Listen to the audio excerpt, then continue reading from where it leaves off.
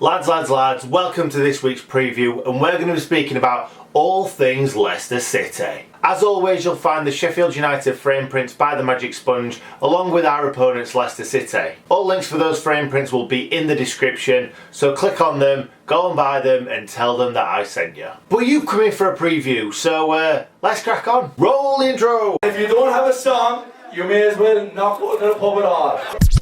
Lads. Watch this.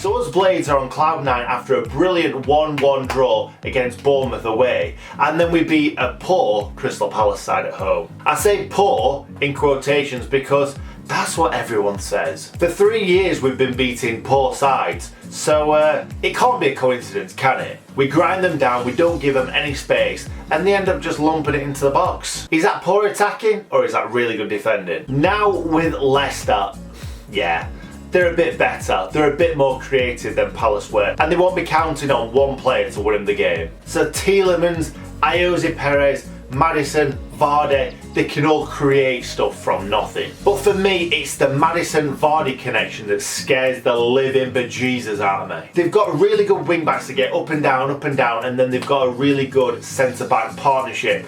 One steady Eddie in Johnny Evans, and one ball-playing centre-back in Soyuncu.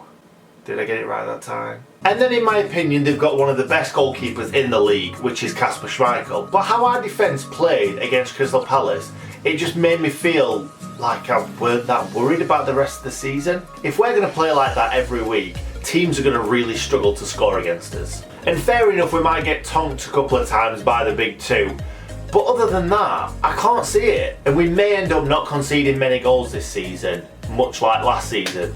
And if that happens, we've got a great chance of surviving. And as always, I did a video on who I think United are going to pick, who I think Leicester are going to pick, and how I think the game's going to go, how United are going to get joy, how I think Leicester are going to try and get joy. So if you want to see that, right up there, that'll take you exactly where you need to be, but come straight back, please. So last season, Leicester finished 9th, which for Leicester is not brilliant. So I've got a sneaky feeling like the owners and Brendan Rodgers are hoping they're going to be finishing higher than that. And they're actually 5 points off Europe, which is quite disappointing. And last season they lost one more than they won, which means they're beatable. But before we get on to Saturday's game, let's take a trip down memory lane. Still doesn't rhyme. Because the last time we played the Foxes at home was a whopping 2 years ago.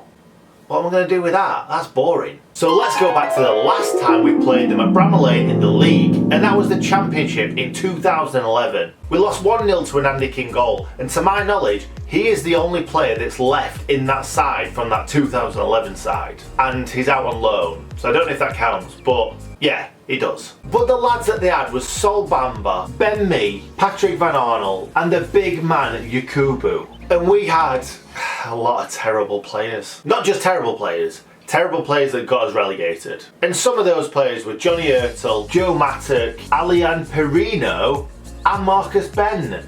Back for a second time. And we all know players that come back for a second spell don't do well. That did rhyme. And yeah, they just ruined the legacy, but let's move on. So in this game we've got a few doubtfuls. Callum Robinson and John Fleck both came off injured in the Palace game. Callum Robinson's come out and said it's not a serious injury, but we don't know what that means. That could mean he's out for 2 or 3 weeks, or that could mean he's back for this game. I think he'll be back for this game. But for John Fleck, nothing's really been said, so it could be a late fitness test, he could be out for a couple of weeks, or Wilder just could be playing a few mind games. But saying that, if Fleck doesn't play, I'm more than happy with Luke Freeman starting, because he was excellent against Palace. As for Leicester, other than Ben Chilwell looking doubtful, I don't really think there's any other players that could force their way into that 11, so they're in a good place. And now it's time for us to react to Roy's view from pre-match. And if last week's anything to go by, these are gonna be brilliant. Hard-working team, and they'll rely on that more than anything. Palace were pathetic though, so it's not a great barometer. We should win. Yeah, Palace were pathetic, of course they were. Fair point. Or did we make them look pathetic? We're just, yet again, not getting the credit we deserve, but whatever, we're used to it. We'll take it all season. Sheffield have looked solid at the back, but without any real spark.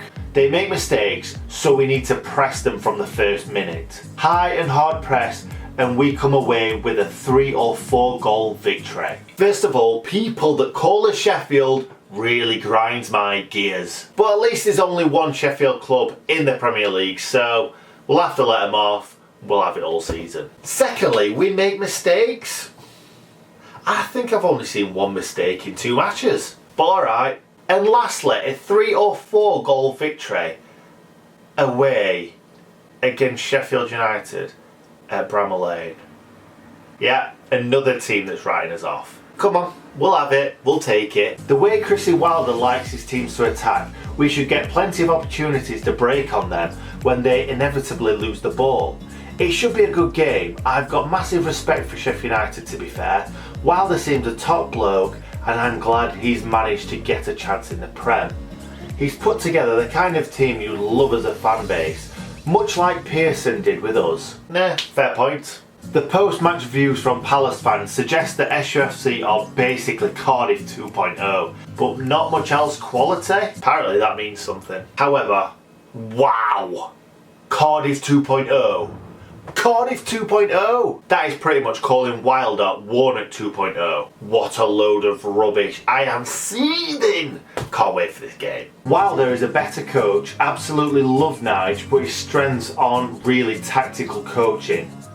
They both get the absolute best out of their players though. The comparisons to Cardiff that I've seen are a bit unfair because Sheffield United play much better football. Alright, this bloke has calmed me down. It does seem like fans with 2 or 3 brain cells at least know exactly what we're about, how good we are at playing football, and we're just difficult to beat. And the others are just moronic fans that are just listening to lazy journalists talk lazy rubbish. Anyway, on to the bookies odds, and they don't think we're going to do as well as we did against Palace. That's evident because we are 12-5 to win this game, and the draw and Leicester to win are both 6-5.